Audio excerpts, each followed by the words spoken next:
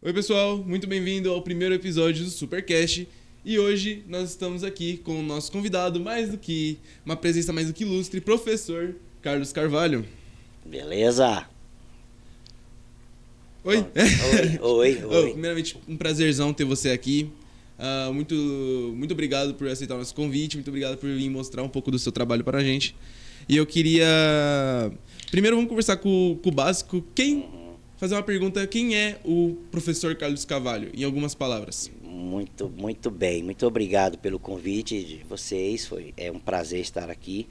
Quem é o bispo? O bispo é um professor. O bispo tem algumas formações.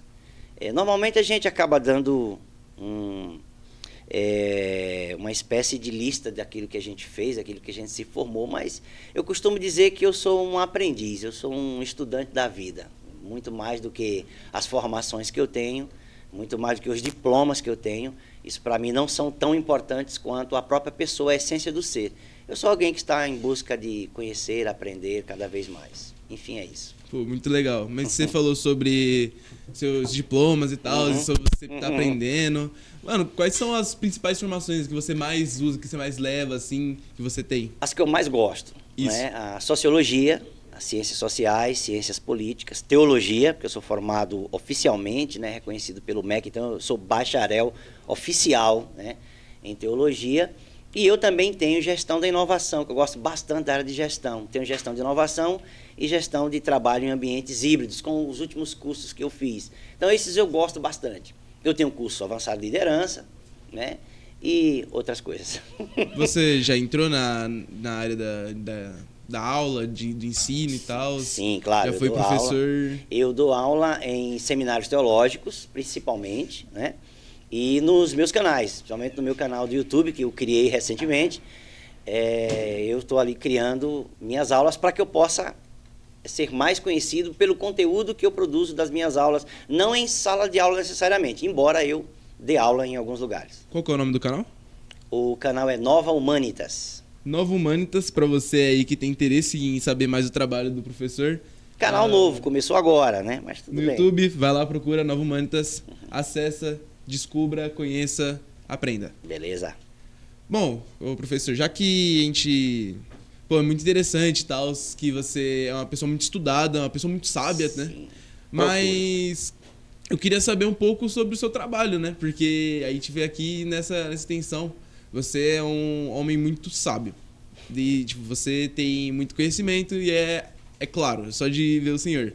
Mas aqui eu vejo alguns dos trabalhos seus, como o seu livro de autotransformação. Como é que foi a inspiração? De onde que veio? Como é que você chegou nesse trabalho e como é que você fez todo esse trabalho? O bom do podcast é que a gente pode durar 2, 3 horas conversando, né? Então pode contar uma história longa. Pode conversar. Na realidade, eu não escrevia.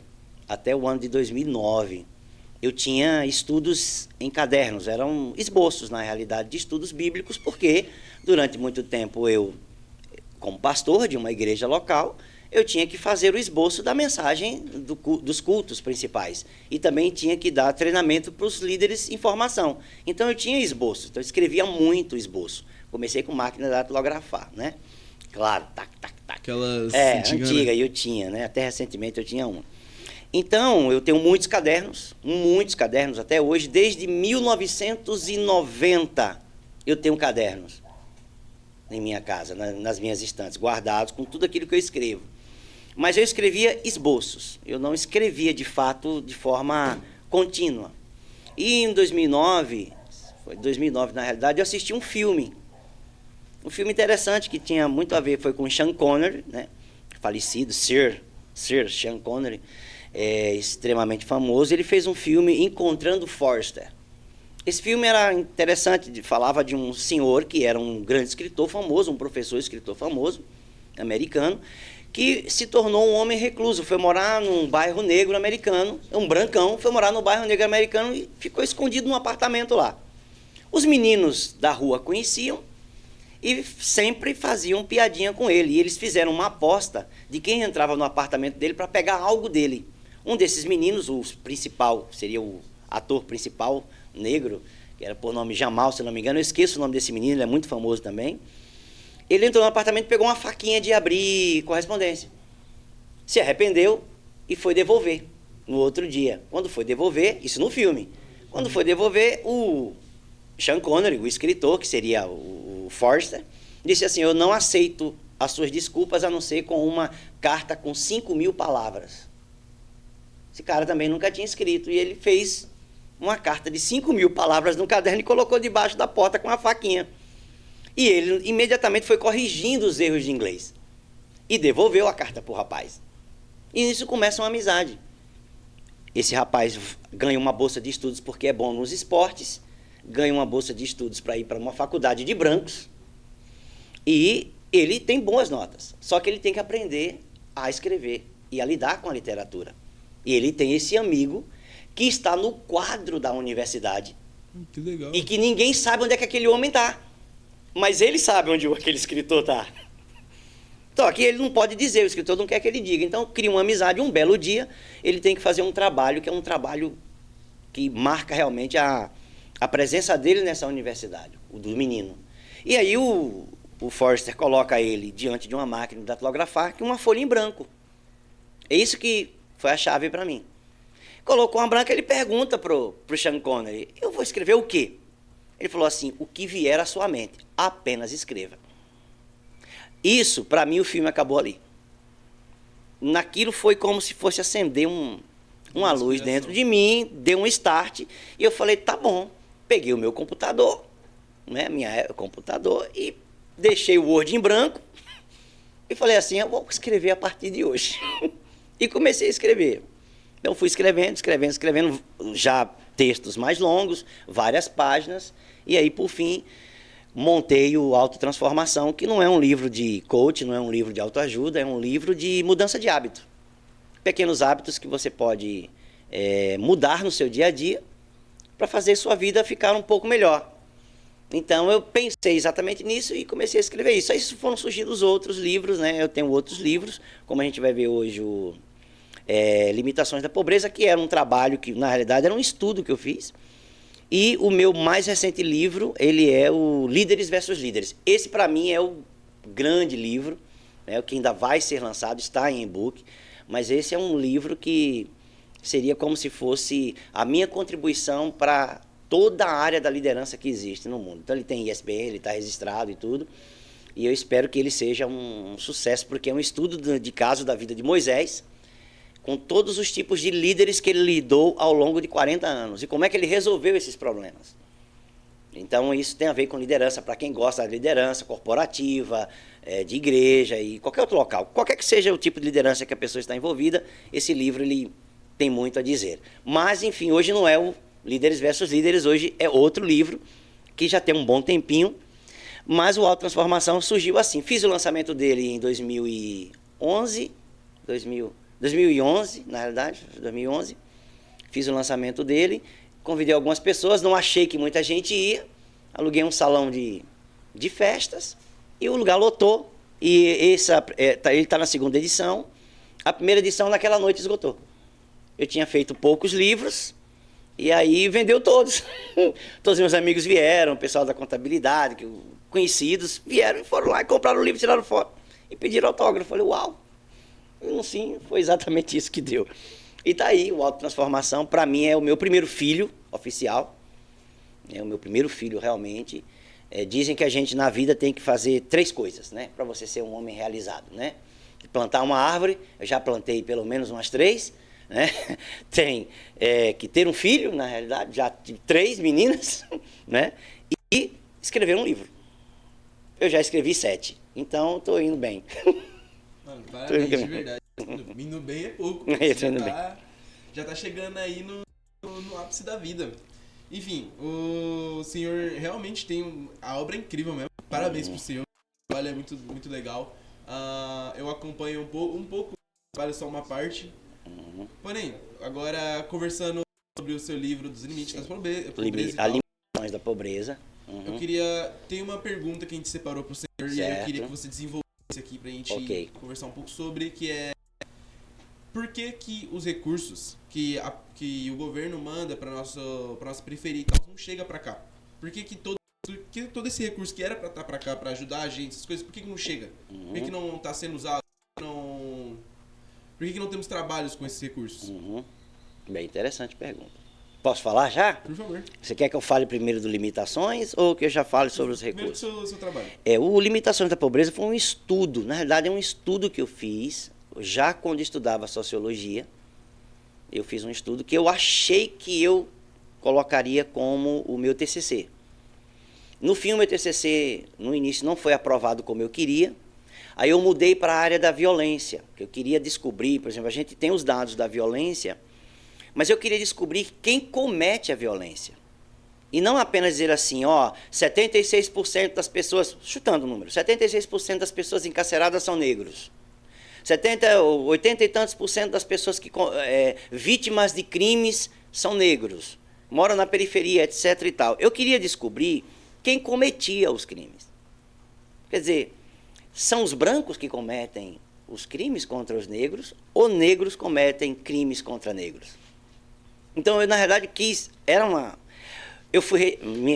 minha mestre rejeitou a ideia porque não queria que eu entrasse nessa área, né, quem estava no curso. Eu fiz uma solicitação para a Secretaria de Segurança Pública do Estado de São Paulo, que coordena as penitenciárias, para saber quantas das pessoas que estavam presas eram reincidentes, que tinham cometido crimes já na infância ou na adolescência, e que foram soltos e continuavam cometendo crime, ou que já tinham sido presos mais de uma vez pelos mesmos crimes.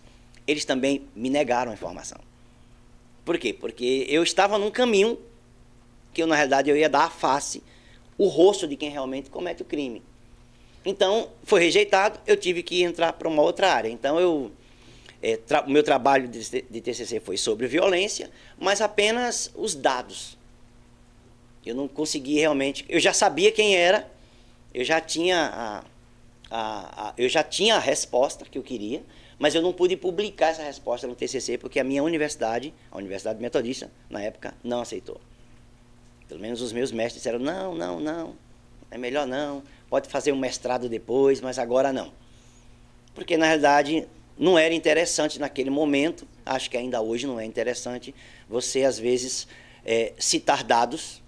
Como eu disse na nossa prévia, na nossa conversa, dados não mentem, certo? Então, dados não mentem. Você pode colher dados errados, mas dados não mentem.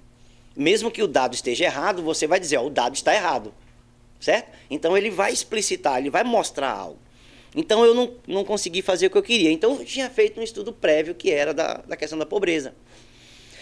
Na questão da pobreza, eu fui na história da pobreza, né, no Brasil. Claro, minha questão era o Brasil, a história da pobreza no Brasil. E começou com como é que a cultura brasileira vê a pobreza. E vê a pobreza como algo bom.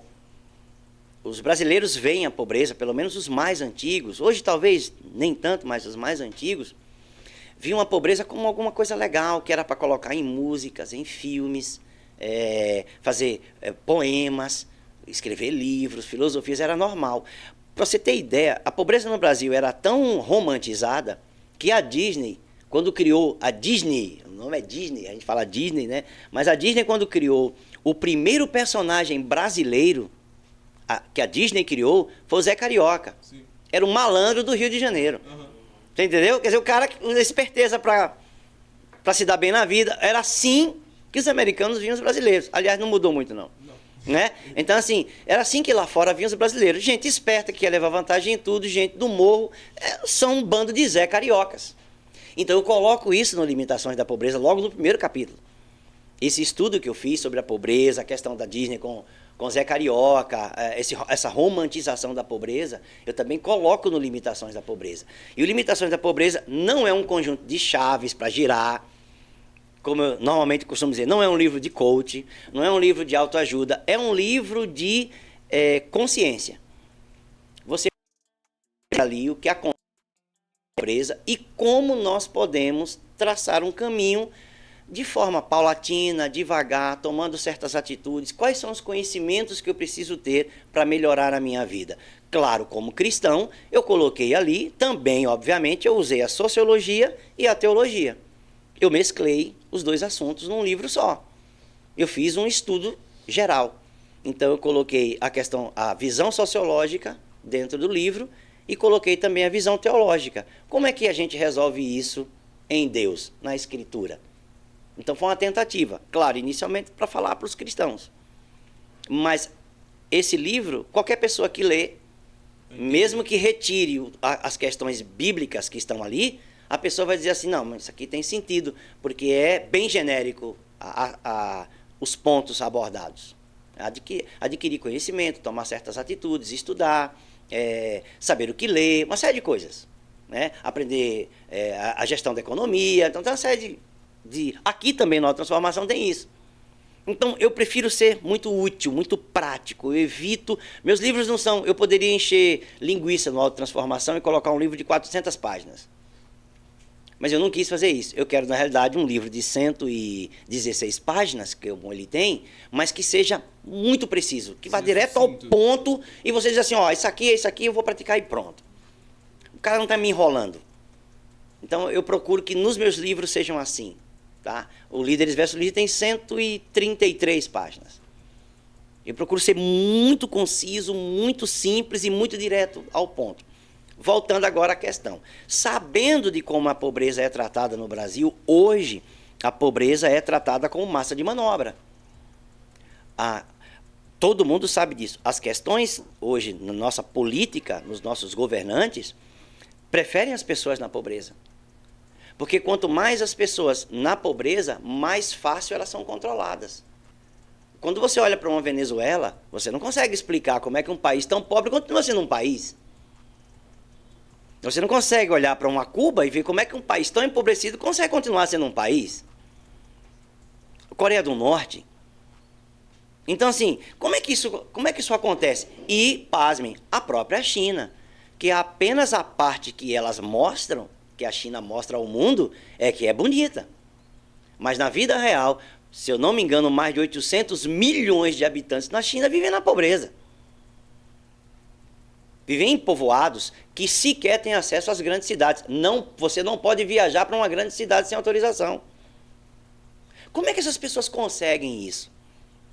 Por uma série de fatores. A pobreza se torna uma massa de manobra. Quanto mais empobrecida uma pessoa, mais dependente do governo, do Estado, ela fica. E quanto mais dependente do Estado ela fica, menos vontade de viver, de alcançar altos posições, de conquistar suas coisas, por exemplo, de fazer uma concorrência. Ora, por que eu vou plantar? Eu vou esperar, debaixo de um sol causticante, esperar meses para que a colheita dê, e no dia que vem está madura a colheita, que eu vou fazer da minha plantação, que eu vou fazer agora a colheita, tem todo um trabalho árduo, tem que ensacar, tem que sair para vender, se eu recebo uma bolsa. Por que eu vou fazer isso se eu recebo dinheiro na minha casa, só ir no banco ou no próprio aplicativo do meu celular? Então, a pessoa ela não é impulsionada a conquistar o seu próprio recurso, a trabalhar. Porque existe uma comodidade. Então, a pobreza hoje no Brasil é um bom negócio para quem quer manter as pessoas nessa situação e continuarem ricos. E os ricos não fazem isso.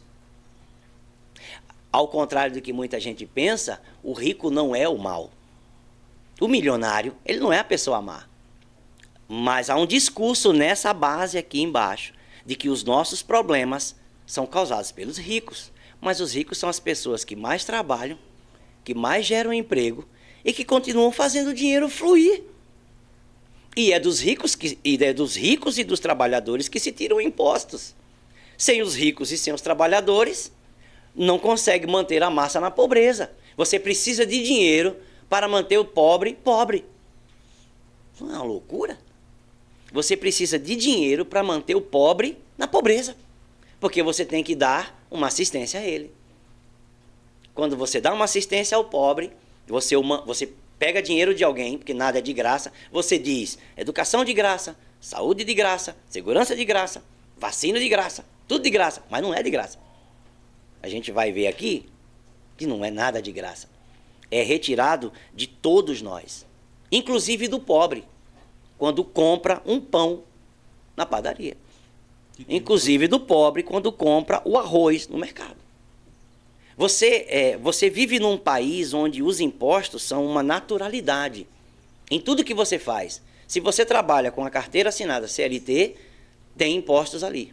Tanto para o seu empregador como para você. Tudo que você compra, ele já colocou imposto também. O que você consome, água, luz, telefone, internet, também tem imposto, tem ICMS, tem tudo ali dentro. Você vive numa cultura de impostos. É tão agressivo que você já não sente mais.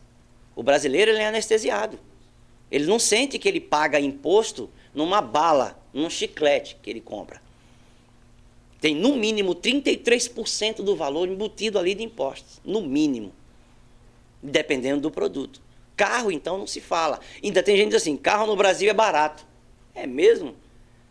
Deve ser, mas a questão dos impostos é que faz o carro ficar mais caro. E ainda você paga IPVA, que para mim é o pior contrassenso que existe. É a coisa mais louca que existe. IPVA é um imposto para você ter o veículo. Então você compra... você compra o veículo por 10, vamos imaginar, 100 mil reais. E você paga ali de IPVA, ou seja, que é o imposto pela compra do seu veículo, você paga, vamos imaginar, 16%. Então você vai pagar 1.600 de IPVA. Mas eu já paguei o imposto pelo meu carro. Por que todo ano eu tenho que pagar o mesmo imposto, como se eu estivesse comprando o carro todo ano? Não tem sentido. Mas ninguém liga mais. Entende? Ninguém liga mais. As pessoas foram alienadas e anestesiadas. Ninguém sente mais que paga tanto imposto. E é imposto, IPVA é imposto. Começa com I. Tudo que começa com I, meu filho, com T, é imposto e taxa.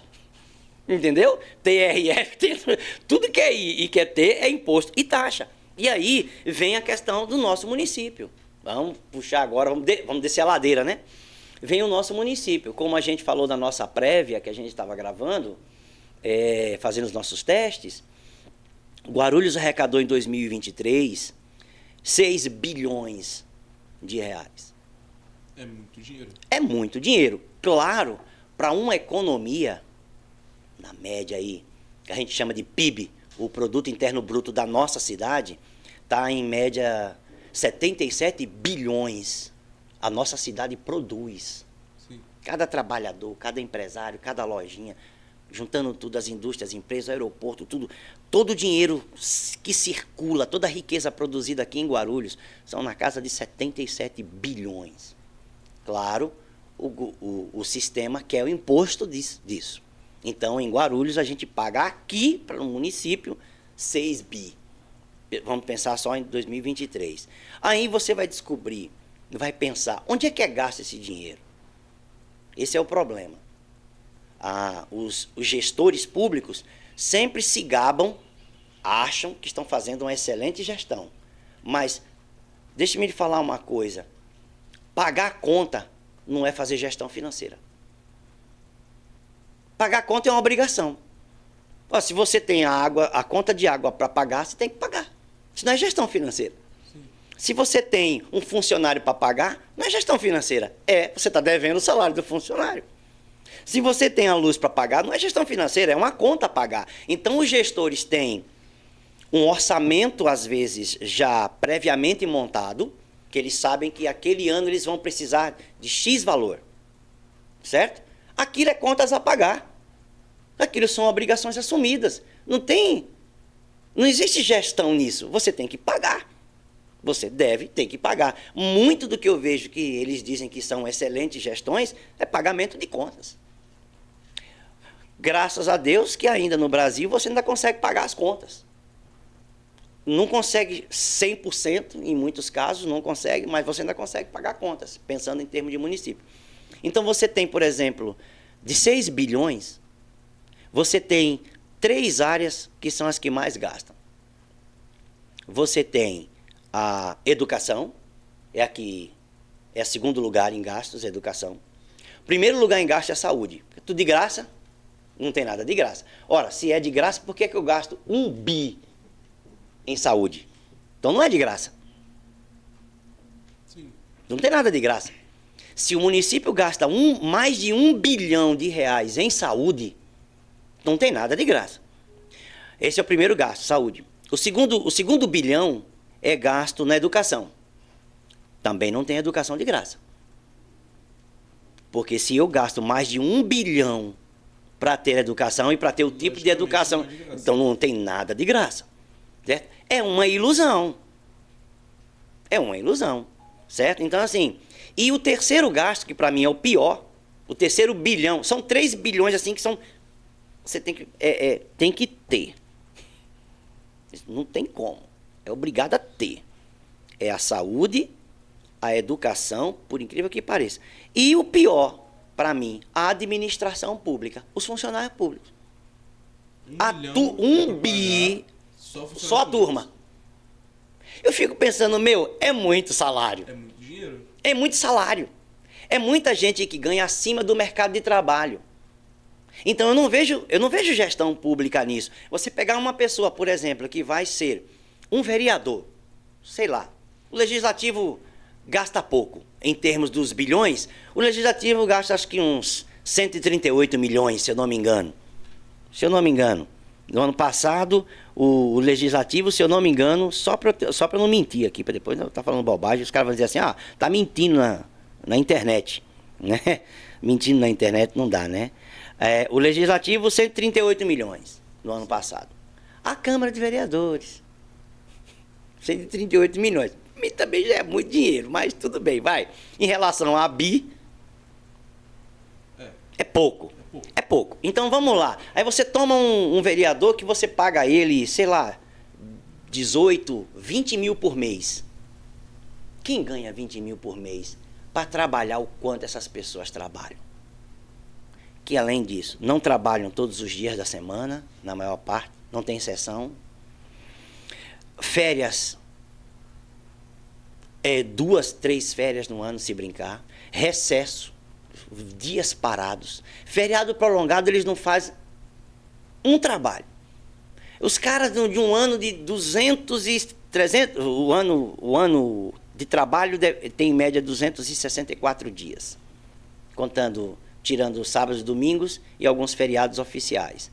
264 dias de 365. Esses caras trabalham, se brincar, metade.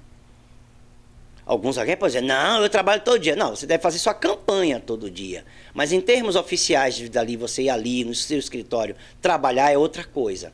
Né? A grande maioria não é assim mesmo. E dessas pessoas ganham 20, 18 mil reais para trabalhar poucos dias, às vezes poucas horas durante o dia, com tantos recessos, com tantos feriados, com tantos dias sem fazer nada. Um trabalhador comum para ganhar 20 mil reais... Tem que trabalhar. E muito. O empresário, para tirar 20 mil reais de seu prolabore, do seu salário, ele tem que fazer muita coisa.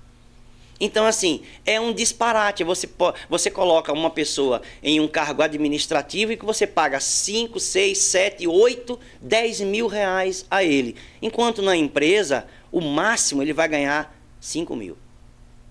Então, não é justo. Essa não é uma boa administração. Uma boa administração seria igualar com o mercado de trabalho e não dar mais para um funcionário público. Para mim, os únicos que deveriam ganhar mais são 3 classes de pessoas. Os professores, eu me incluo. Concordo. Né? Os da área da saúde, enfermeiros e médicos, certo? E os policiais da segurança pública. Essas pessoas deveriam ganhar mais. Aí os salários poderiam ser acima mesmo. Acima do patamar normal. Esses deveriam ganhar mesmo. Mas os demais, nem juiz deveria ganhar mais. Nem juiz. Nosso legislativo, os nossos juízes, o judiciário da nossa cidade também leva. É pouco, 14 milhões. Mas também não tem muitos juízes. Pouquinho. Também não tem muitos procuradores. Entende? Mas são 14 milhões. 14 milhões. O problema não é a arrecadação. Então você vai ver que o problema não está no dinheiro. Tá, como aí vai acontecer. O que isso tem a ver com a periferia onde a gente mora? Por exemplo, a gente vai, esses bilhões e esses milhões. Por exemplo, a cultura você tem um gasto apenas de 15 milhões. Mas a cultura, onde a cultura está? Na periferia. A cultura não está no centro. Porque as pessoas que fazem cultura estão aos arredores. No Brasil, a cultura, ela ela é uma marca, vamos dizer assim, dos grandes artistas. Eles conseguem os grandes nomes, conseguem os valores. Os pequenininhos do bairro não conseguem. Então, tem que mudar um sistema. Certo? Então, você vê, o problema está na cultura. Outra coisa que é interessante para mim, que é o mais... Ciência e tecnologia não se fala. Ciência, estou falando de Guarulhos, tá? Ciência e tecnologia diz que nós gastamos 212 milhões. Eu realmente não sei onde. Mas ciência e tecnologia fala sobre... Imagina, sobre... deve ser internet, deve ser compra de computadores. Acho que eles devem colocar como ciência e tecnologia, o que não é de fato. Realmente Né? não é. Deveria ser laboratórios, né? Sim. Laboratório, pesquisa. Não sei, os detalhes, eu não conheço esses detalhes. Mas, por exemplo, para mim, acho que o pior caso é o da segurança pública. A nossa segurança pública, ela gasta apenas, pelo menos no ano passado, a gente teve um gasto apenas de, se não me engano, 40 milhões. Ou foi 140 milhões. Deixa eu só encontrar aqui o dado, para eu também não mentir. Né? Previdência Social, que são a turma aposentada do município também leva uns 278 milhões todo mês, né? A segurança pública, a segurança pública, 40 milhões. Só 40 milhões? Só. Quando você vê 1 bilhão para funcionário público, só para manter o cara na função dele. 1 bilhão em saúde. 1 bilhão em educação, pagamento dos professores, essa coisa toda. Deve estar incluído material escolar, alimentação. Acredito que deva estar incluído isso, não apenas salários. Mas você vê 1 bi. Você vê para aposentado funcionários do município, 278 milhões. Aí você vê cultura, 15 milhões. Segurança pública, 40 milhões. É claro que você tem um problema. E quando você vê que o gasto com a segurança pública, óbvio, gente, a gente sabe que a polícia militar não é paga pelo município. A polícia militar é estadual. Certo? Tudo bem, quem paga é o Estado. Ótimo.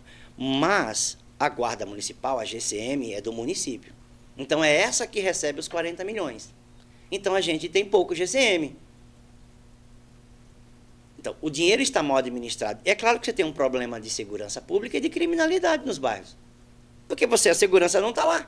Porque não tem. Porque, não tá primeiro, que você não pode exigir da polícia que ela esteja em todos os lugares, porque o Estado também é um Estado inteiro para cuidar. Então, não tem como ele jogar em cada cidade uma quantidade enorme de policiais. Mas o município poderia providenciar a guarda municipal, treinamento de homens, certo?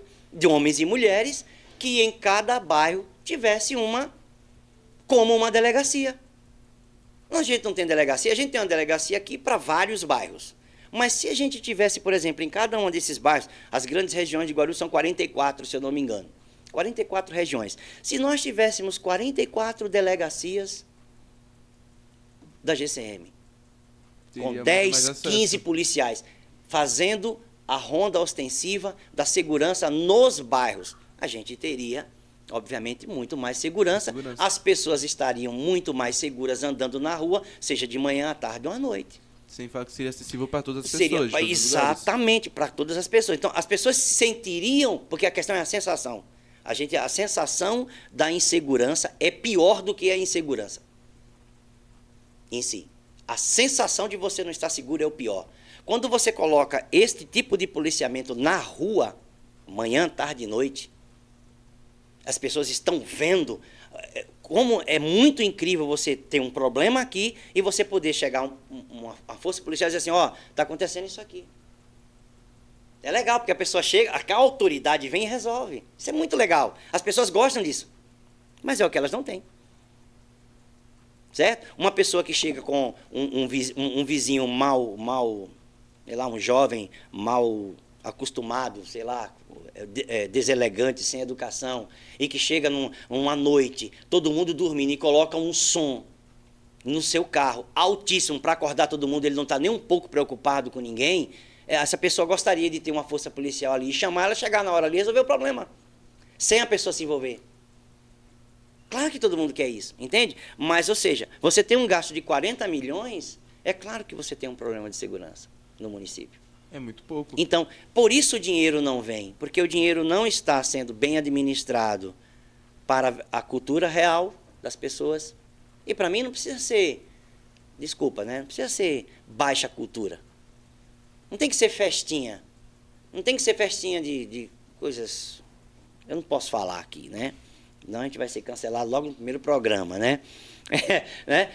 Uma série de comportamentos negativos, autodestrutivos. Não é fomentar isso, mas é fomentar a verdadeira cultura. Quer dizer, nos Estados Unidos ou em alguns outros lugares, até mesmo no sul do Brasil, você vai ver que nas escolas tem música clássica. A pessoa aprende instrumentos clássicos na escola. Por que não pode na nossa escola?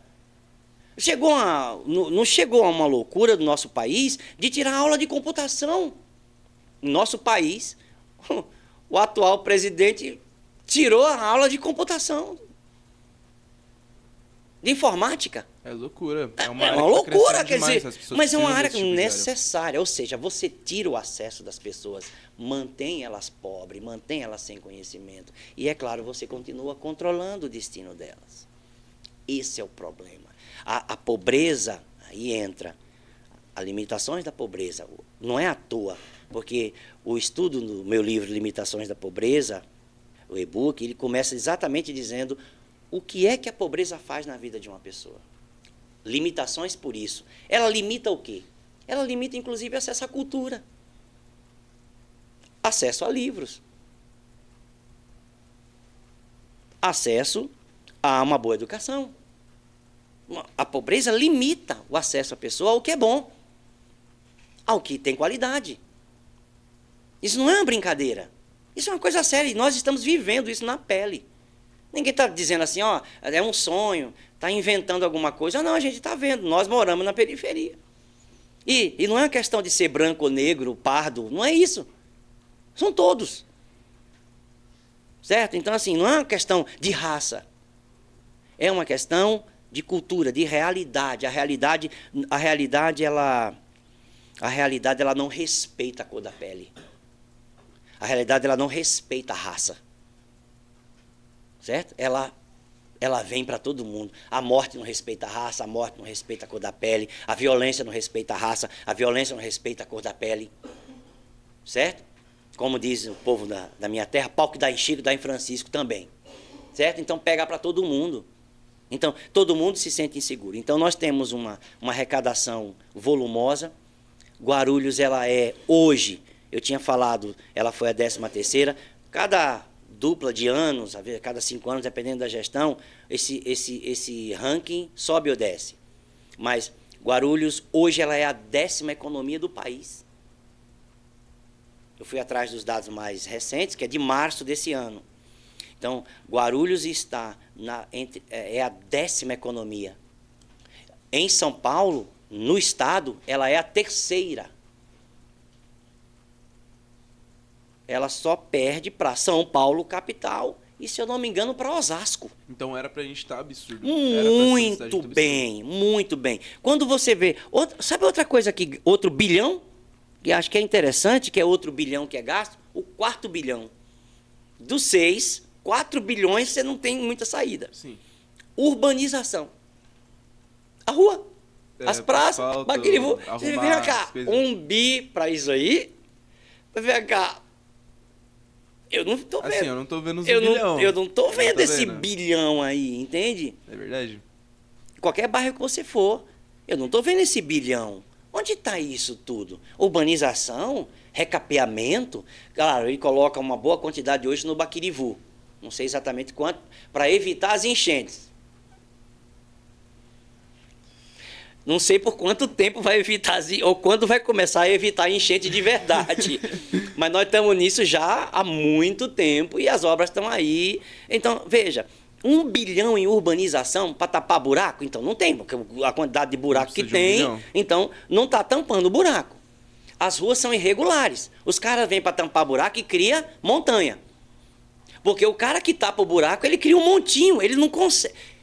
por mais incrível que pareça, gente, eu sou um crítico desses negócios, porque eu não consigo, porque eu sou muito utilitarista, eu sou muito prático. O cara vai tampar um buraco, ele tem um troço daquela máquina que passa por cima, que é o peso, o rolo compressor, e o cara não consegue nivelar no solo.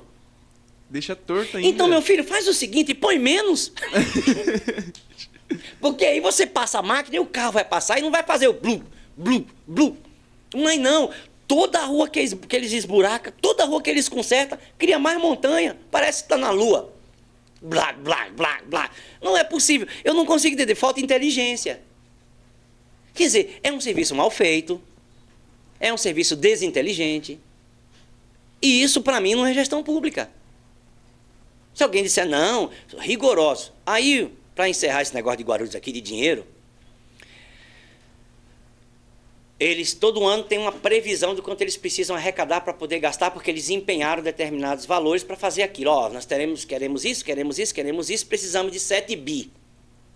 Em 2023 precisavam de 7 bi. Arrecadaram 6 bi. Ficou devendo 1. Mas aí tem uma maquinação matemática que eles fazem no relatório que você vê, que eles consideram que essa falta de arrecadação foi uma economia. Eu digo, você precisava de 7 bi. O leigo, o homem periférico, o matuto, né? Eu precisava de 7 bi. Arrecadei 6 bi. Estou devendo 1 bi. Como é que é a economia? Não é lógico. Aí diz assim, e tivemos um superávit, quer dizer, ultrapassamos o ano com um caixa positivo de 100 milhões. Conta não bate. Conta não bate, né? Pera, 7 bi, arrecadou 6. E ainda tá sobrando? Gastou 6, ele arrecadou 6 e gastou 6. Porque tudo que arrecada, gasta. Diz que sobrou 100 milhões. Mas não era 7 bi que você precisava? Você economizou e o que sobrou da sua economia foi 100 milhões? Então você gastou muito mais do que você está dizendo. Ou então você está inventando história. Certo? Então você arrecadou 6 bi e 100, gastou 6 bi e sobrou 100. Ótimo, está valendo. Mas você dizer que precisava de 7 e você economizou 1 e sobrou 100, tem alguma coisa errada nessa contabilidade. Né? Então, assim, é coisa para matemático. Isso não é para mim, eu não sou matemático, eu não consigo entender. Eu, analisando os dados, eu olho como é que alguém pode ter um superávit se não conseguiu o que queria. Certo? Então é assim, nós não conseguimos o que queria, mas do que a gente conseguiu, sobrou 100. Então fala isso. Mas não dizer que você economizou e ainda tem superávit. Se você economizou 1 bi, a minha pergunta é, onde está os 900 milhões, já que sobrou 100? Os 900 foi para onde? Também a conta fica meio sem explicação. Então, assim, nós temos uma arrecadação, você vai perceber, resumindo a história, para eu encerrar aqui essa fala minha. O problema não é o dinheiro. O problema é o jeito que você está vendo. Você está vendo que o problema não é dinheiro. O dinheiro tem. O problema é a administração desse dinheiro. E uma parte considerável da administração desse dinheiro, se você vai ver, quando você fala assim, olha só, vou só citar, vou encerrar. O Legislativo, que é a Câmara, 138 milhões. Judiciário, 14 milhões. A administração, 1 bi. Né? Segurança Pública, 40 milhões, pouquinho. Assistência Social, os projetos sociais, 87 milhões. Também é pouco. Mas nunca tem dinheiro para o projeto social. Nunca. 87 milhões. Você tem Previdência Social, os caras que se aposentaram. Às vezes as pessoas se aposentaram com um salário e tanto. 278 milhões. Aí você tem Saúde, 1 bi. 1 bi 700, né? Aí você tem o Trabalho. O Ministério do Trabalho também leva. É pouquinho, que esse é o que leva menos. São 4 milhões.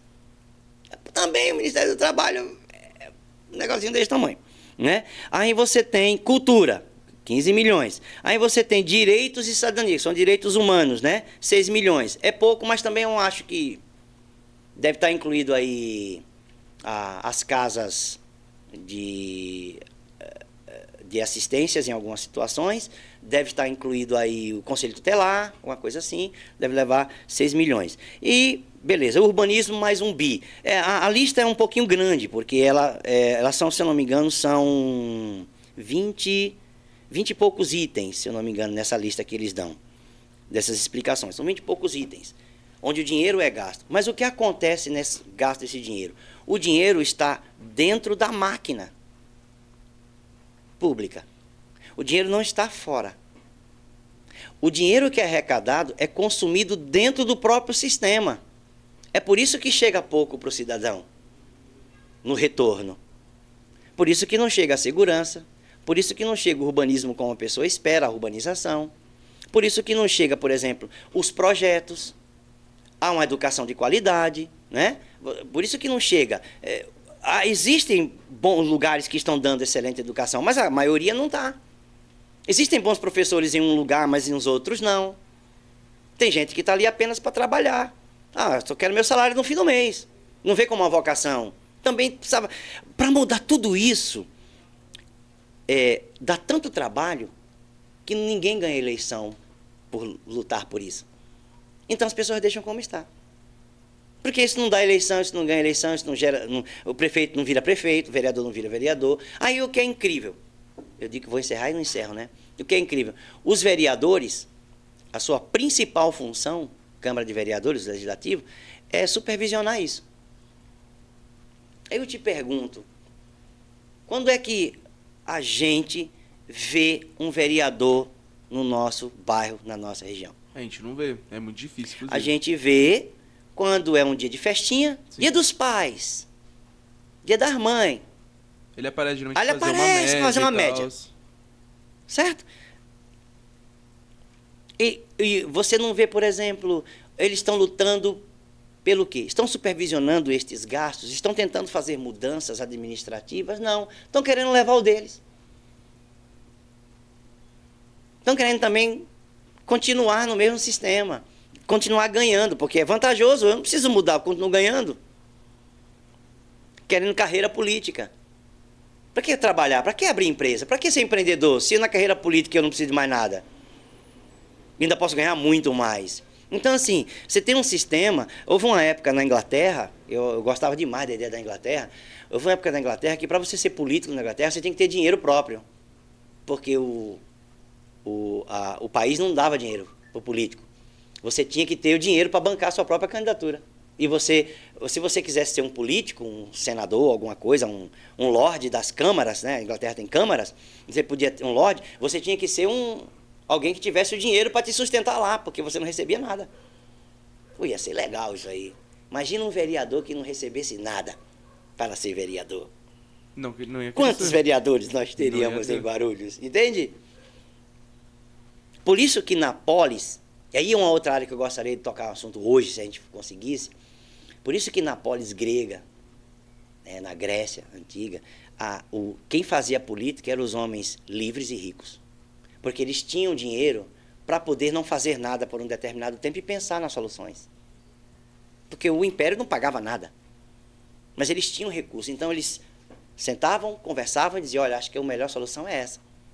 Mas eles podiam parar 4, 5 dias, porque eles eram ricos.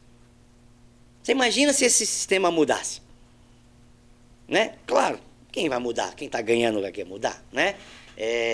Quem está vivendo disso quer mudar isso. Alguns vereadores mais bonitões por aí vão dizer assim, eu não recebo, o meu salário eu não preciso, eu dou todo para a obra social, mas recebe na conta. Não tem como não receber. O Dória, que foi o prefeito de São Paulo, governador do estado, né? Eu não recebia nada. Todo o dinheiro, meu dinheiro de salário, claro, não precisava, o cara tinha uma fortuna. Meu dinheiro, mas o dinheiro tem que cair na conta. Mesmo que ele dê destino, quem sabe se ele deu destino ou não? Então você não tem como saber. A pessoa não vai explicitar essas coisas. Então acho que nós temos um grande problema e o problema não é o dinheiro. O dinheiro existe, o dinheiro está aí. O dinheiro é limitado, mas ele existe, né?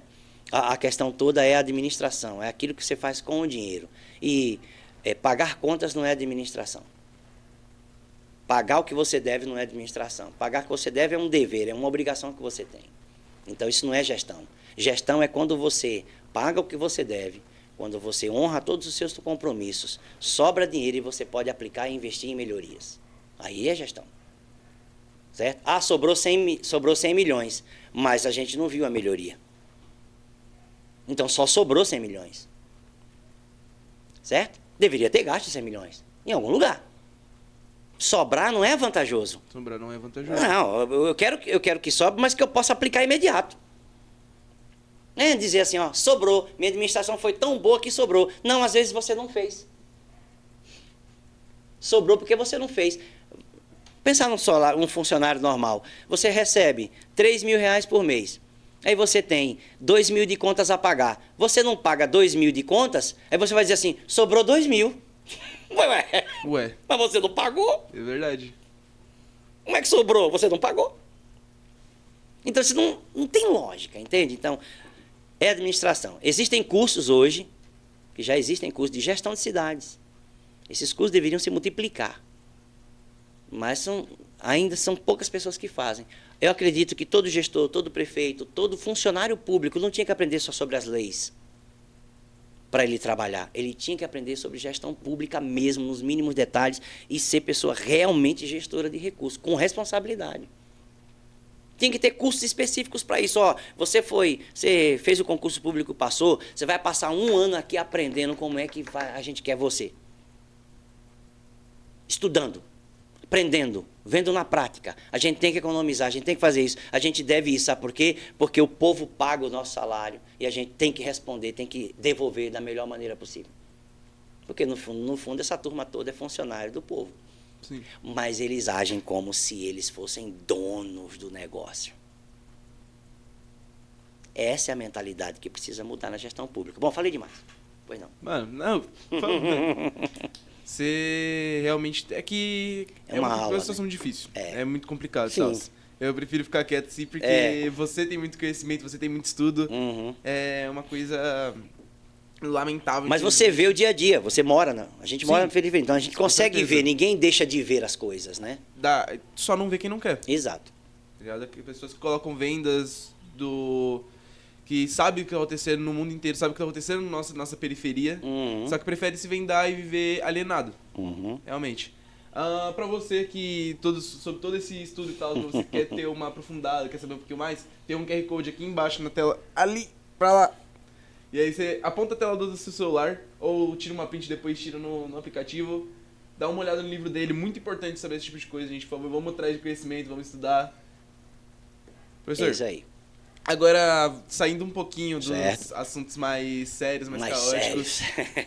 eu ouvi dizer que o nosso professor Bispo Carlos, ele é muito... Você gosta bastante de livros, só que não só de livros literários, sim, e sim com quadrinhos. Sim, quadrinhos é minha paixão. Eu queria saber um pouquinho mais dessa sua paixão por quadrinhos, por histórias da DC, Marvel. O que você prefere, DC ou Marvel? Eu não tenho problema, as duas. Né? Você não tem preferência? É porque a minha memória não vai para o atual, vai para a minha infância e minha juventude. Então, aquela literatura lá, então, para mim, eu tinha todas as coleções. Não tinha negócio de Marvel. Eu não tinha preferência. Eu comprava tudo, inclusive da Disney. Certo? Então, eu comecei com 7 anos a ler. Revista em quadrinho, eu comecei com 7 anos a ler. Eu chamava revista em quadrinho. HQ, né? Revista em quadrinho. Eu comecei a ler e a primeira revistinha que eu comprei, que meu pai me deu, essa foi meu pai, foi o Incrível Hulk. A revistinha do Incrível Hulk. Revistinha fininha. O meu primeiro desenho foi o inimigo do Incrível Hulk que eu fiz, que eu também gostava de desenhar. O primeiro desenho foi o Homem Cobalto. O inimigo do Incrível Hulk. Que eu até postei, acho que no livro de R$1, que tem a história, né? Da primeira. Tem a primeira história do Homem Cobalto, tem a imagem lá da revistinha, né? Eu não tenho mais essas revistas, infelizmente, né? Mudanças e complicado, e a época também da minha conversão foi um pouco difícil, minha conversão à fé cristã, numa região, numa cidade onde tudo era pecado, revista em quadrinho também era considerado pecado, e eu entrei nesse caminho e fui mal orientado naquela época, né? E achei que essa revista em quadrinho era um pecado, queimei tudo, ao invés de vender. Então, assim, foi um prejuízo para a população geek e nerd. Um prejuízo gigantesco que eu me arrependo até hoje, todos os dias. Pense, eu comecei com a revista do Incrível Hulk e eu comecei a comprar todas as revistas em quadrinhos que eram lançadas. Então eu tinha tudo, desde Super Almanac Marvel, Batman, Super-Homem, Homem-Aranha, tinha revista do Homem-Aranha, tinha revista Super Aventuras Marvel, tinha Almanac Disney, Tio Patinhas, Pato Donald, revista da Mônica, um que tivesse eu tinha todas, desde o número 1. Desde o número 1. Então você sempre gostou muito de colecionar. Então eu tinha demais, eu colecionava saquinho de açúcar, naquela época era o saco de açúcar, a gente colocava cada revistinha dentro do saco de açúcar, era um show. Ia com os meus amigos, trocava a revistinha, que eu comprava em duas, porque eu queria trocar por uma mais antiga, que eu não tinha, então eu comprava duas e chegava ali e trocava por uma que eu queria, então eu tinha todas as revistas em quadrinho. Quando surgiu a do Conan, a Espada Selvagem de Conan, eu tinha todas, era preto e branco, saiu uma única edição colorida da Espada Selvagem de Conan, eu comprei a única que chegou na minha cidade. Foi tão incrível que veio um rapaz de uma outra cidade para oferecer dinheiro vivo pela revista colorida do Conan que eu tinha. E era criança. Estava com 11, 12, 13 anos. Eu colecionei até os 17 anos de idade. Certo? Então, assim, depois que eu me converti, eu parei de ler, né? O que foi um erro também. Mas aí, após vir para São Paulo, estudar, ter um pouco mais, abrir mais a mente um pouco para as coisas, compreender uma série de situações que eu não compreendia, eu voltei à minha leitura, a gostar das coisas, a assistir, a ter os desenhos e tudo. Embora já não comprava mais tanto, eu comprava para as minhas filhas. E já era completamente diferente da minha época, tá? Então, assim, as histórias que eu lembro, que eu sei o nome dos heróis, eu sei o poder que eles tinham, eu sei a história de cada um deles, né? Eu sabia o nome, herói tal, bandido tal, e o nome real, da vida real dele lá na história em quadrinho. Eu conhecia, a Marvel lançou uma época um tal de Dicionário Marvel. Ele vinha no final de cada revistinha, picotado para você destacar e depois você colar. Fantástico. O Dicionário Marvel vinha com todos os heróis, a fotinha, o nome, com todos os heróis, a história principal, o poder e a força que eles tinham. Os da Marvel o mais poderoso era o Incrível Hulk. Era o Hulk, 100 toneladas ele pegava. O único que se equivalia ao Hulk era o Thor. 100 toneladas também. Não tinha ninguém mais poderoso que isso. Na Marvel. Na Marvel, né? Então, assim, esses eram os que tinham mais força, os mais poderosos em força. Então, a gente sabia. Eu tinha essas historinhas, conhecia tudo isso. As entrevistas que davam na Comic Cons, né? Que a gente não tinha acesso a ela. A gente não tinha internet, não tinha nada. A gente sabia pelas revistas, pela entrevista que alguém escrevia, né? A gente conhecia uma história sobre Wolverine, por exemplo, né? Que quando foram criar o Wolverine, que lançaram... Na época que lançaram a revista solo do Wolverine, eu tinha todas, né? Lançaram a revista solo, ele no Japão, né? E aí, a revista solo dele foi no Japão, quando ele encontrou a única mulher da vida dele, de fato, que não é a Jean Grey, né? A mulher da vida do Wolverine, na verdade, não é a Fênix, né? É uma japonesa, na realidade, né? Na minha época era assim, né? Esse triângulo amoroso para mim nunca foi real. Nossa, né? Isso aí triângulo amoroso para mim nunca foi real. Então, pode falar o que for, mas para mim nunca foi. Não fazia parte das minhas histórias, né? Mas ele tinha uma paixão, uma única mulher da vida dele, que era no Japão. E ele se apaixonou por ela e ela foi assassinada. Né? Então, a revistinha solo dele começou assim. Na minha época era isso, né? E eu me recordo que para fazer a entrevista na Comic Con, alguém perguntou sobre, Wolverine não é tão perigoso assim, um baixinho de 1 metro e pouco, porque o Wolverine era baixinho na verdade, não é alto. Originalmente o Wolverine é um baixinho, ele é um animalzinho, um Wolverine mesmo, ele é baixinho, né? Originalmente. Então alguém falou, não mete tanto medo assim. Aí o escritor, na época, não sei se era o Frank Miller, alguém estava lá dando entrevista e falou assim, olha, você está diante de um homem de 1,60 m, que parece um animal, com garras de adamantium. Você sentiria medo até nos seus pelos. Mano, você ficar... Aí o cara escrevendo, e todo mundo no auditório riu, etc e tal. Era maravilhoso. Imagina você ver isso na cena. Eu estava imaginando porque eu estava lendo. E o cara dizia assim, ó, você está diante de um baixinho, todo cabeludo, violento, e que as garras retráteis dele de adamantium saem e corta até metal. É claro que você ia sentir medo de um cara desse. Né? Então, acho isso muito legal, né? Essas coisas estão na minha memória. Eu era criança, né? Mas eu me lembro de tudo. Mas uma coisa que para mim é mais importante nas histórias em quadrinhos é algo que eu vejo hoje ainda forte na sociedade americana. A Europa já abandonou isso na realidade, mas a sociedade americana isso é muito forte. A gente vê isso nas séries, mesmo nas modernas, nas séries de heróis, mesmo nas modernas, e a gente vê isso ainda na cultura americana, quando a gente vê uma entrevista, a gente vê uma pessoa. É que eles amam a cidade deles. O Superman, embora ele seja um herói global, ele mora em Metrópolis. Ele salva Lois Lane em Metrópolis. Tudo dele é em Metrópolis. Ele mora em Metrópolis. Ele trabalha em Metrópolis. A vida dele é por Metrópolis. É Metrópolis. Quando você vai ver Flash, Star City. Certo? Batman, Gotham City. Batman ama Gotham City. Não sai de Gotham City por nada. Só tem louco lá. Só tem louco e ele não sai de lá. E ele não sai de lá. Entendeu? Porque ele ama aquela cidade. Ele quer restaurar a cidade. O povo quis destruir essa cidade várias vezes e Batman impede. Né? Sociedade, a Liga das Sombras. Todo mundo quer destruir. Né? Ra's al Ghul, todo mundo quer destruir a cidade. Não, temos que acabar com ela. E Batman tá ali. Não, minha cidade não. Não vai. Entende? Eles têm os heróis, eles têm uma sensação, eles passam a sensação de que eles amam a cidade deles. Eles lutam pelo melhor na cidade deles. O americano tem isso. Embora o americano ele ame o país, ame a sua bandeira, ainda a gente ainda vê muito isso forte no americano, eles gostam demais da cidade deles.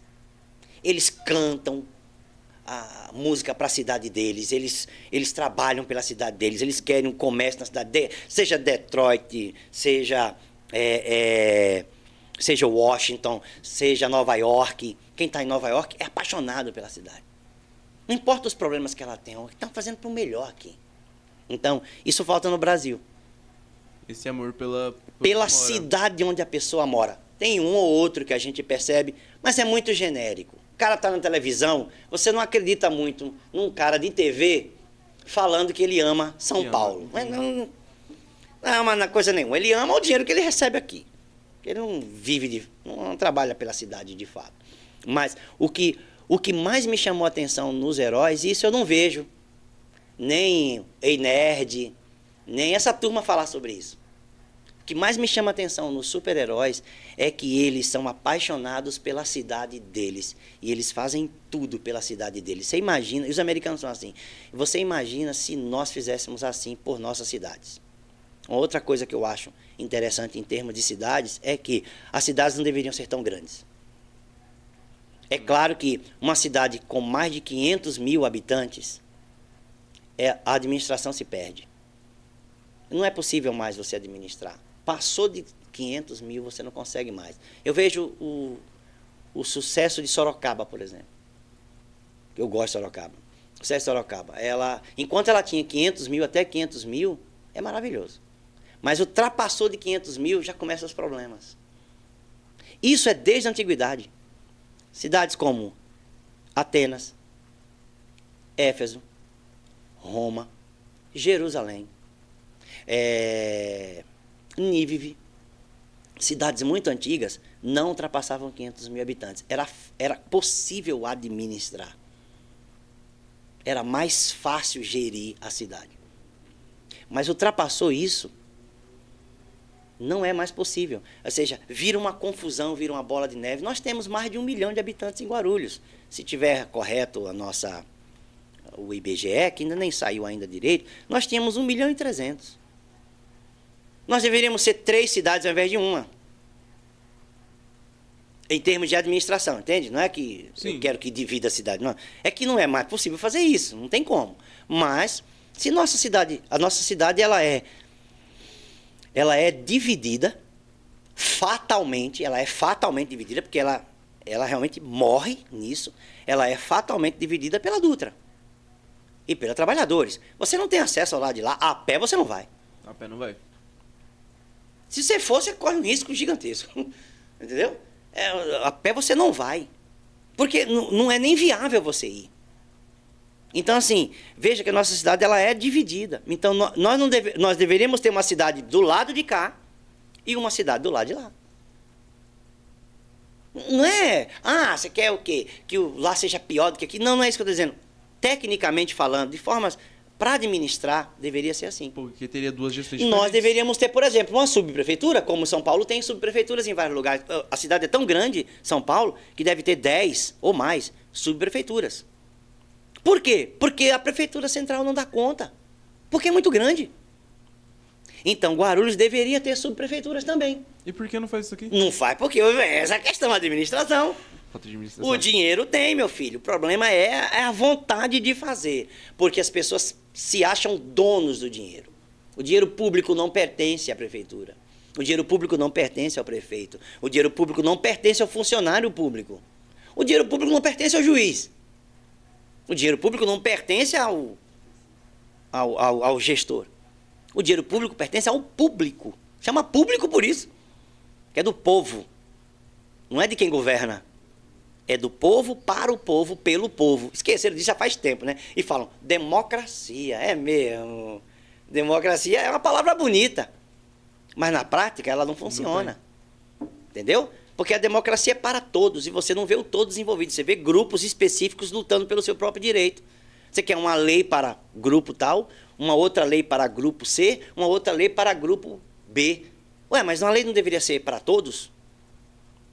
Não é mais fácil, mais econômico você gerar uma lei em que você tenha uma lei geral que alcance todos em vez de alcançar apenas um grupo e ficar arranjando problemas? Mas não, as pessoas gostam do problema. Quem está nesse caminho gosta do problema. Banheiros. Banheiros públicos é uma piada. Porque você vai dizer assim, tem que ter o banheiro masculino, feminino, né? Mas aí a pessoa que se identifica, né? O negócio do gênero, a pessoa que se identifica tem que estar. Eu não acho que tinha que ter. Eu acho que para resolver o problema, sabe o que é uma lei geral? 3 banheiros. Cara, não custa nada. Você faz o seguinte, banheiro do menino, banheiro das meninas e banheiro dos misturados. Pronto. Você fica assim, faz o seguinte, aí, filho, não precisa, eu não tenho que obrigar uma moça a ver um cara no banheiro dela. Não tenho que obrigar. O cara queria um terceiro banheiro, filho. Resolvi o problema. É só um quartinho, você só abre só uma portinha. Faz bonitinho do mesmo jeito. Não precisa ter isso. O shopping tem um monte de lugar. Não é? Um monte de banheiro. Pra que ter só 2? É verdade. Só masculino e feminino. Põe um de gênero, banheiro de gênero. Pronto, beleza. Porque a pessoa já está acostumada com o seu próprio gênero, desse jeito que é, e não vai ser nem ter problemas com quem não é do gênero dela, e ela também não vai impor nada a ninguém. Então você tem um banheiro masculino, você tem um banheiro feminino e você tem um banheiro de gênero. Qual é o problema? Olha que eu, como um cristão, estou dizendo isso. Eu prefiro que tenha 3 banheiros. Sabe por quê? Porque evita o problema. Isso é uma gestão. Isso é gestão. Cara, evita o problema, cria um terceiro banheiro lá, deixa a turma lá. Pra resolver. Acabou. Então. Deixa lá o povo. Em alguns lugares você olha e tem realmente 3 banheiros, só que nenhum deles são públicos. Não são lugares públicos. Entendeu? Os lugares públicos não tem. Porque a pessoa que faz isso num lugar que não é público é inteligente. Ele sabe gerir. Ele sabe gerir. Cara, por que eu quero esse problema? Eu não tenho que ter esse problema. Eu quero todo mundo aqui. Eu quero todo mundo consumindo aqui, eu quero todo mundo frequentando aqui, eu quero as pessoas aqui. Se eu quero as pessoas aqui, eu crio um terceiro banheiro. Olha, eu sou de uma época que podia fumar em lugares fechados. A gente ia nas churrascarias, as grandes churrascarias tinham a ala dos fumantes. Claro que quem estava do lado de cá sentia o cheiro, mas tinha a ala dos fumantes. Mas era a forma de resolver o problema. Isso é gestão. Todo mundo pode fumar, mas quem não fuma não quer estar sentado do lado de quem fuma. Gente, vocês nunca passaram por isso. Eu sou de uma geração que passou por isso, que viu essa mudança. Nós íamos no lugar e a gente pergunta, ala de não fumantes? Tem, tá ali. Normal. Ninguém brigava, ninguém reclamava, ninguém chiava, ninguém ficava zangado. Pelo contrário, ficava satisfeito. No lugar onde não tem, o que é que a pessoa fazia? Natural, ia fumar lá fora. Gente, era uma educação, era normal. Mas para que essa confusão? Eu não sei. Parece que as pessoas dessa geração gostam de confusão. Enquanto eu prefiro pacificar o negócio. Vamos fazer a gestão melhor? Vamos criar a ala de fumante, vamos criar o banheiro do gênero, vamos criar o lugar específico para tal coisa, porque não custa, de fato não custa. É mais barato, menos problemático você abrir um banheiro. Pega os 100 milhões e faz. Exatamente, que sobrou. Sobrando. Entendeu? Pega os 100 milhões. Outra, vamos falar sério. Quando você vai, por exemplo, a escola que você estudou ou estuda, cara, tem muita sala. E tem muito espaço ainda. Tem. Não pode fazer um banheiro a mais? Dá, pra caramba. Claro, tem espaço demais. Então, assim, construir um banheiro, qual é o problema? Ah, mas se construir, não está no projeto, vai ficar isolado longe. Não, abre um do lado, para não ficar isolado, para a pessoa não se sentir excluída, se sentir incluída na sociedade. Gente, inclusão é uma coisa que o brasileiro não tem problema. Criaram esse problema, o brasileiro nunca teve. O brasileiro nunca teve problema de inclusão, nunca. Ah, racista, gente, sempre teve. E nunca vai deixar de ter racista. Não vai deixar de ter racista. Leis não conseguem proibir o racismo. Assim como a lei Maria da Penha não consegue proibir que o marido bata na mulher. Porque a lei não proíbe o coração, a vontade do cara. O cara vai fazer. Porque se leis proibissem, as leis que punham os crimes eram suficientes. Não haveria crime. Não haveria crime. Mas a gente só aplica a lei porque houve o crime. O cara sabe e faz. O cara nos Estados Unidos, num estado onde tem pena de morte por injeção letal, ele mata. Saber que tem injeção letal não impede ele de matar. Então o problema não é esse, o problema não é a lei. O problema é a pessoa, é o coração dela. Então, o brasileiro nunca teve. Tem racista? Sempre teve racista. Sempre vai ter racista. Tem gente que não gosta de A, B, C, de gênero A. Tem gente que não gosta de gay? Tem. Tem gente que não gosta de homem? Tem. Tem gente que não gosta de mulher? Tem. Tem gente que não gosta de, pasmem, tem gente que não gosta de criança. Tem gente que maltrata um animal. Para mim, um contrassenso fantástico. Eu não gosto de criança. Você foi o quê? Já nasceu adulto? Você é um clone, só pode ser. É uma coisa de... Clonado, nasceu adulto, clonado. Para você dizer isso é porque você foi péssimo. Teu pai e tua mãe deu problemaço quando era criança. Eu não gosto de criança. Alô? Ah, tem que abortar. Você nasceu. Ninguém falou disso com você. Entende? Ah, tem que abortar. Mas ninguém falou disso com você. Você nasceu. Então, alguém já disse, acho que foi o Ronald Reagan que disse isso, né? As pessoas que defendem o aborto, todas nasceram. E é verdade. Ninguém foi abortado. Entende? Então, eu acho um grande problemaço lidar com essas coisas, da mente das pessoas, o interior das pessoas, esses gostos pessoais. A gestão pública não deve lidar com gostos pessoais particulares. Gestão pública tem que lidar com o geral. Eu sou cristão, se eu sou um governador cristão, eu não posso pensar só nos cristãos. Se eu sou um prefeito cristão, não posso governar só para cristãos. Há outras religiões, há povo sem religião, há ateus na cidade. Então eu tenho que saber gerir. Leis gerais são melhores, porque são para todos. Quando começa no particular dá problema, porque o outro também quer. O cara que quer uma praça da Bíblia, o outro grupo quer uma praça com Bafomé. E o outro grupo quer uma praça sem nada. Quer ficar tranquilo, quer ficar em paz. Entende? Então, assim, é melhor não entrar nessas questões particulares. Gestão pública não deve ser a gestão do particular. Um dos meus professores, Dr. Clóvis de Barros, né? Clóvis de Barros foi um dos meus professores. Claro que ele não se lembra de mim, é óbvio. Um dos meus professores, tanta gente que passou pela vida dele. Eu fiz um curso com ele e ele dizia que dizia, pelo menos na aula, ele dizia que a gestão pública é a gestão do contraditório. Isso é fato. É muita gente contra. Um contra o outro, contra o outro. A gestão pública tem que fazer um meio de campo. E a melhor forma de fazer o meio de campo é fazer leis gerais. A Constituição diz assim, todos são iguais perante a lei. Pô, não é suficiente? Por que a mulher é melhor? Ou por que o homem tem privilégios? Ou por que a criança vai ter um privilégio? Ou por que um idoso vai ter um privilégio? Ou por que uma pessoa de gênero vai ter um privilégio? Não tem, todos são iguais. Todos são iguais. Eu prefiro as coisas gerais. Os direitos humanos da ONU, criados em 1948 por uma mulher, os direitos humanos da ONU foram escritos por uma mulher, graças a Deus cristã, mas por uma mulher, né? E ela, quando ela lança os 33 itens dos direitos humanos, é geral, serve para todos. Qualquer pessoa se sente representada ali. Não precisa particularizar, porque se você levar ao pé da letra os 33 itens dos direitos humanos, você tem um mundo completamente diferente. Vou encerrar de novo, some com isso os 33 itens dos direitos humanos aos 10 mandamentos. Esse mundo ia ser um paraíso. Os 10 mandamentos, mais os 33 itens dos direitos humanos, camarada, não tinha lugar no mundo. Os ETs queriam vir para cá para morar aqui, eles iam existir.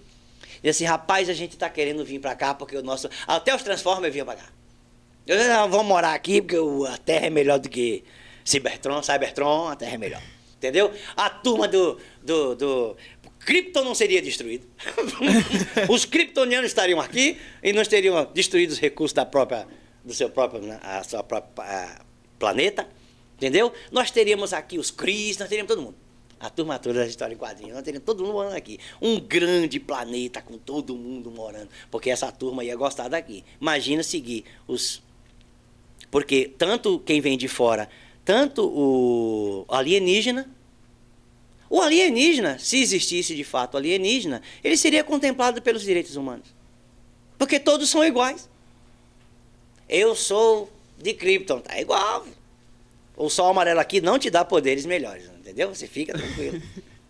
Beleza? Aqui você não tem superpoderes, né? Eu escrevi um artigo escrevi um artigo há muito tempo atrás num blog que eu tinha, que se chamava Por que super-heróis não existem na vida real? Né? Por que seria muito difícil se a gente tivesse? Só as seguradoras ia ter um problema gigantesco. Porque cada vez que um herói vai arranjar uma briga com alguém, destrói tudo ao redor. Destrói casa, destrói apartamento, destrói carro. Já viu? Carro explode. Não sei o que. Imagina seguradoras. Rapaz, seguro contra super-herói. Não dá. Seguro contra super-herói. Seguro contra vilão. Olha, seu Seguro carro... ia ser o vilão. Você veio trabalhar hoje, mas vai ter uma luta de super-heróis aqui. O cara vai jogar um raio que vai explodir o seu carro. A seguradora vai cobrir. Ia ter um problemaço, velho. A administração pública todo dia tem problema. Se tapar buraco já é ruim, você imagina reconstruir tudo que esses caras destruiriam na luta. Quer dizer, o tipo de quantidade de dinheiro envolvida para reconstruir o que os super-heróis destruiriam em suas lutas com os vilões, não existe. Entende? Não existe, esse dinheiro não existe. Então, assim, é tudo ficção. É melhor deixar eles no mundo dos quadrinhos. Amo o mundo dos quadrinhos, mas só voltando àquela pergunta original, o que mais me chama a atenção, o que mais eu gosto no mundo dos quadrinhos é que eles nos ensinam, e eles sim têm lições. Os heróis nos dão lições, sempre. Os heróis, os bandidos nos dão lições, sempre. A gente pode ler uma história em quadrinho e você vai tirar. Antigamente, He-Man tinha isso. Quando He-Man, na década de 80, começou, a gente assistia o He-Man, ele tinha no final da historinha, e moral da história de hoje, o Adam chegava lá e ia dizer, o He-Man, né? Então, você não deve falar mal das pessoas, não sei o que, era muito legal. Capitão Planeta tinha isso também. Entendeu? Então, você tinha uma moral da história. Então, você tem que... a ética. Tinha uma ética de comportamento na sociedade. Isso era legal demais. O herói não matava. Não importa o que acontecesse, o herói não mata. É por isso que o Coringa está sempre saindo bem. Porque o Batman não mata o cara. Mas o Coringa mata todo mundo se deixar. Mas o Batman não faz igual. O Lex Luthor, se brincar, tinha destruído a humanidade todinha. Mas o Superman mantém o cara vivo. Porque herói, na vida real da história em quadrinho, naquilo que foi projetado para ser, heróis são altruístas, heróis são bons, heróis são justos. Esse tipo de lição é que tem que levar para a vida. Hoje não tem mais assim, tá? Hoje não é mais assim. Tem muita variação hoje dos heróis que estão matando, que estão fazendo, dando algumas séries de heróis, para mim não são heróis, são bandidos. Eles até chamam de anti-heróis, para não chamar de bandido. Ah, não é vilão não, é anti-herói. Alô? Anti-herói é o quê mesmo? O cara está destruindo tudo, não tem problema em matar. Não tem problema em governar pela força. É um ditador. Adão Negro. Entende? É um ditador. Ele controla a cidade, não quer ninguém lá. Adão Negro. Então, assim, ó, se eu for falar aqui de heróis, é maravilhoso. Mas o que eu acho da origem deles é que são atos de bondade, atos de justiça, são pessoas bondosas. A morte não é uma realidade, eles não aceitam matar ninguém, a vida é valiosa, a vida é preciosa e eles amam a cidade deles. Então nós deveríamos seguir esse tipo de exemplo. Se nós seguíssemos esse tipo de exemplo, uau, nossas cidades seriam outras cidades, né? Você pode ver nos filmes americanos, o cara está morando numa cidadezinha no interior do fim do mundo americano, que tem 3.000 habitantes, o cara está feliz da vida. O cara vai para trabalhar, o cara tem uma mulher bonita, está lá também. O cara arranja uma menina bonita, ele se casa, tem filhos, tem a casa, maravilhoso. Daqui a pouco tem uma aventura no meio do mato. Aparece um monstro, ele tem que matar o monstro, é uma maravilha. Aparece o ET, ele tem que matar o ET, entendeu? É uma maravilha. Mas ele está ali, no fim do mundinho dele. Mas ali tem emprego, ali tem a casa dele, ali tem a família dele, ali ele tem dinheiro. Ele pode fazer uma viagem de férias, ele tem carro. Pode ver os filmes, como os filmes realmente... Mesmo os modernos, eles vão mostrar as pessoas no dia a dia. Os grandes atores, eu tinha que encerrar, né? Os grandes atores, Sylvester Stallone, Arnold Schwarzenegger, os grandes, o Mel Gibson e tudo, todos os filmes que esses caras faziam, parte dos filmes deles eram sendo trabalhadores braçais do dia a dia. Arnold Schwarzenegger já foi coletor de lixo em filme. Porque eles dão honra ao trabalho. E não importa quem seja o tipo de trabalho, se é para coletar lixo, se é para trabalhar como gari varrendo rua, não tem problema. Eles faziam esse tipo de filmes. Por quê? Porque eles incentivavam as pessoas a serem melhores, mesmo sendo em funções que a pessoa podia achar que não era uma função legal. Bombeiros, filme de bombeiro é o que mais tem. Policial, FBI, né, CSI... Cara, um cara no CSI só em filme que ele é famoso. Porque na vida real, tu conhece algum CSI? Isso nem existe. Não, ele tem, o CSI ele existe. O nosso CSI aqui nosso CSI aqui é o médico legista, o cara que vai fazer a investigação na rua ali, aquela coisa. Mas você conhece os caras? Não sabe, não tá em filme. É só um filme. Mas os americanos enaltecem as profissões nos filmes. O brasileiro enaltece o quê nos filmes brasileiros? O vagabundo, o tranqueira, o beberrão, o espertalhão, o bandido. Na grande maioria. Claro que os americanos também fazem filmes de bandidos, claro. Mas, obviamente, não chega nem aos pés da gente. A gente só faz coisa ruim.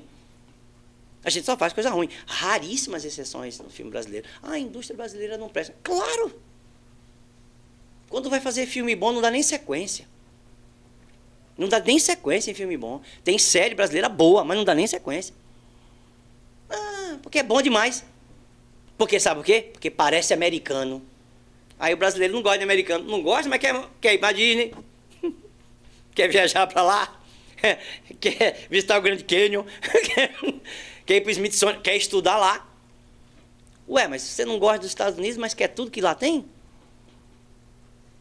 Você não quer aqui? Aqui tem que ser o pior? Ah, nosso país é maravilhoso. Então vamos transformar o Brasil. Vamos transformar, começando cada um de nós lutando pelo nosso bairro e pelas nossas cidades, o melhor lugar do mundo para a gente morar. Aí a coisa ia mudar. Começando pelo asfalto para arrumar. Exatamente. Pelo buraco. Vamos falar pro cara quando estiver arrumando, pelo amor de Deus, dá uma passadinha mais aí para poder nivelar a rua. Em nome do Senhor. Bom, é com esse último discurso que a gente encerra o podcast de hoje. Professor, muito obrigado de verdade por ter aceitado aparecer Por aqui. nada. Muito obrigado por falar um pouco pra gente. Mais uma vez, só lembrando que tem um QR Code aqui embaixo para você acessar um pouco do trabalho dele. É incrível, por favor, ajudem, vão se informar. Comprem, né? E é isso. Muito obrigado por assistirem e até a próxima. É.